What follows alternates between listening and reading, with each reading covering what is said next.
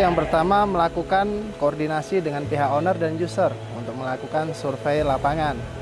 Kita akan melihat bersama dengan user ataupun owner area yang akan dikerjakan.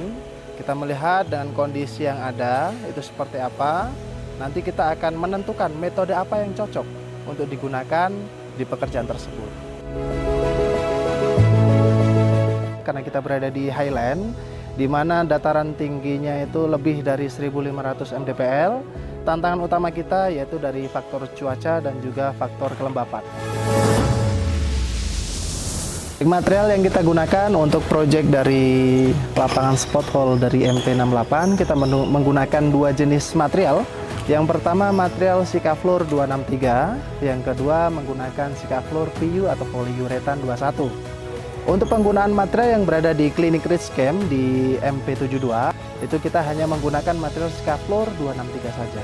Kenapa berbeda? Karena kita saat melakukan survei dengan user ataupun owner, bergantung dengan mereka bagaimana request yang ingin mereka apply-kan di lapangan tersebut.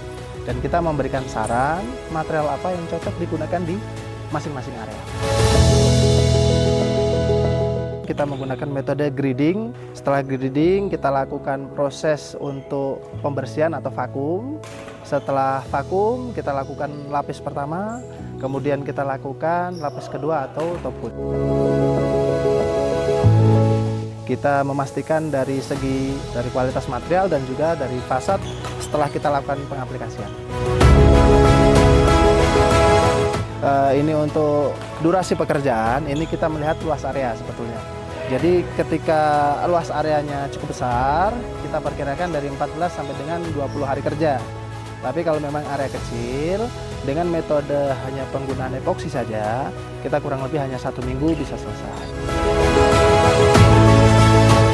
Yang pertama kita melakukan checklist peralatan.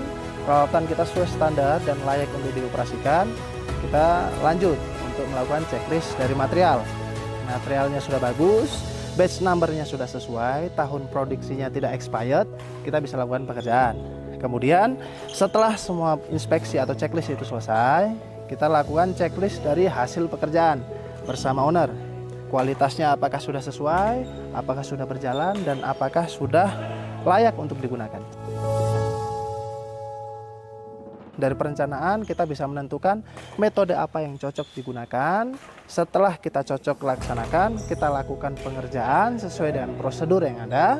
Setelah itu kita mendapatkan hasil yang bagus. Sebelum kita melakukan pekerjaan, kita ada proses leveling untuk meratakan terlebih dahulu. Kalau kita sudah rasa untuk lantai existing ini sudah rata, kita lakukan marking.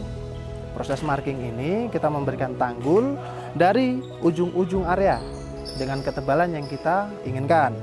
Setelah itu, saat kita melakukan penuangan material, kita apply dengan menggunakan sendok spesi bergerigi, di mana sendok spesi bergerigi itu kita akan atur ketebalannya, sehingga ketika kita waktu melakukan penarikan material, ini sudah sesuai dengan ketebalan yang kita harapkan.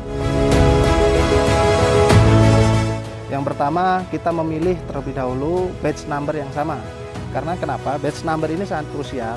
Ketika batch number ini berbeda, pasti hasilnya akan menemui belang atau tidak sama warnanya. Karena memang semua cat kebanyakan dalam satu produksi dia menggunakan satu batch number. Setelah itu kita lakukan mixing, pasti akan sama dari bentuk dan warnanya. Sebelum kita melakukan pekerjaan, ada metode namanya pengukuran kelembapan, di mana dari lantai existing ini kita akan ukur maksimal itu 4-5% dari kelembapan beton existing, baru kita bisa aplikasikan. Apabila memang itu lebih dari 4 atau 5%, kita lakukan treatment terlebih dahulu dengan proses pemanasan menggunakan lampu terlebih dahulu.